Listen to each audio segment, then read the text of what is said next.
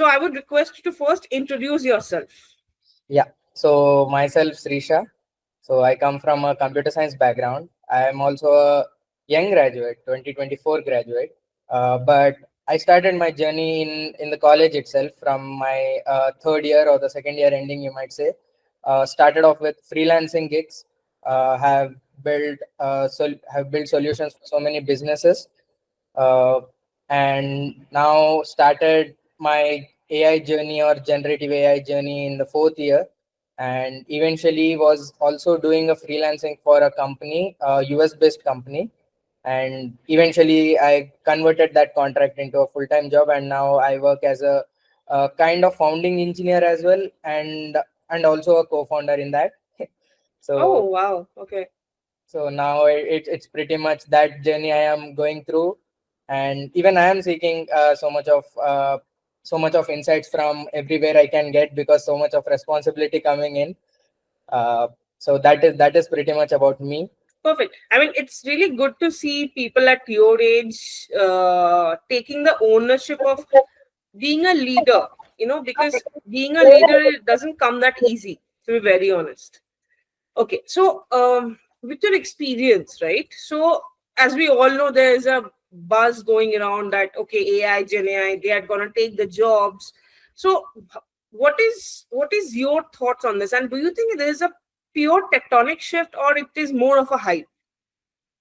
I would say it's somewhere in the middle, because AI and Gen AI both come hand in hand, and we can say that Gen AI is a child of AI, and there is so much happening in the both the industries, because we can see that Anthropic, OpenAI, Gemini, and other models or Chinese models or Chinese companies each are coming up with their own proprietary models like LLMs.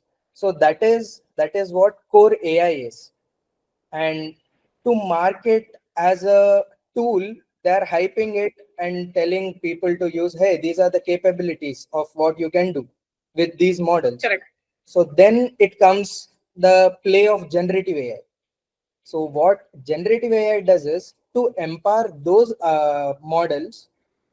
Generative AI developers or people like us or software engineers, they build tools. So they build tools to empower these LLMs. So that is what generative AI is. So if I would have to say it's a hype or a tectonic shift, I would say it's a tectonic shift, because uh, if we see a basic human performing a task, how would a human perform a task?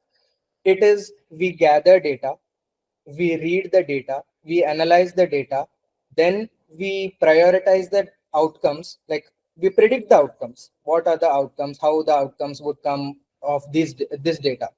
So Right. then we prioritize the output. What should be implemented first? Then we start action.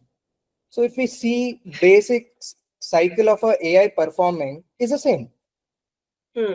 How human does, even AI is doing that. And Correct. moreover, uh, people are saying it will replace humans, but I would say no, it's empowering us. So I would say, yeah, it is a kind of a hype, because everyone has to know how it is working and how it can come handy for our day-to-day lifestyle or tasks that we do at our jobs. And of course it's a tectonic shift, because it has its own standardized way to learn, to build, to give us output from a natural language to binary, and convert that and back to the natural language. So that we need to understand as software developers. That is something new people should understand. So in that way it's a tectonic shift, and in the other way, in the other side, it's a hype.